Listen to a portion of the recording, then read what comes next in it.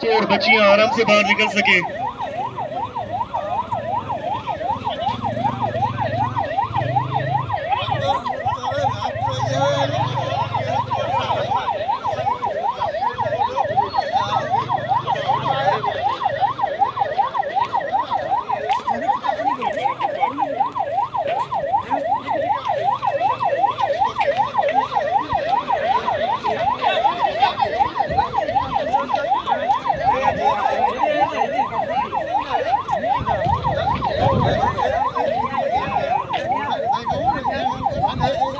Parents से गुजारिश है वो साइड में हो जाए ताकि बच्चे और बच्चियां आराम से बाहर निकल सके।